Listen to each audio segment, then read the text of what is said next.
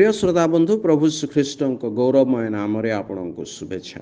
पवित्र बाइबल जौन लिखित सुसमाचार 16 अध्याय 13 पदरे प्रभु श्रीख्रीष्ट यहीपरि कहते, किंतु से अर्थात सत्यमय आत्मा आसिले से पथ देखाई तुम मानक समस्त सत्य प्रवेश कराइबे, कारण से आपना ठारू कथा कहिबे नहीं, मात्र जहाँ जहाँ शुणिबे सही सबू कहिबे, पुणी आगामी विषय सबू तुम्भ मानक जणाइबे।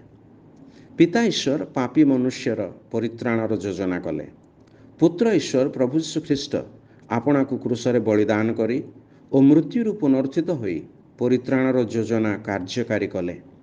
आज पवित्र आत्मा ईश्वर सुसमाचार प्रचार द्वारा प्रभु श्रीख्रीष्ट कार्य समस्त को जनाते एवं मनुष्यर परित्राणर पथ बा सत्य जनाते। प्रभु श्रीख्रीष्ट ताहांकु सत्यमय आत्मा बोली कहते, कारण से मनुष्य को सत्य पथरे कढ़ाई नेबे आउ नियंती। एही सत्य पवित्र आत्मांकर द्वारा प्रभु जीशुंक शिष्य प्रेरित मानक हस्तरे समर्पित करागला, जो माने पवित्र आत्मांक प्रेरणा रे बाइबल नूतन नियम को लिपिबद्ध कले।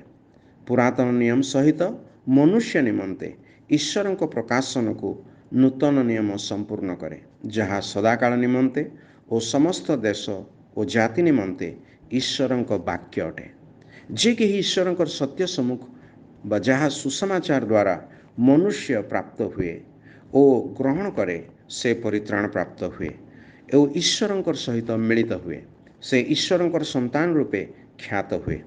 आपण मध्य सेहीपरि ख्यात हुअन्तु, यह ही ईश्वरंक ठारे आमर प्रार्थना।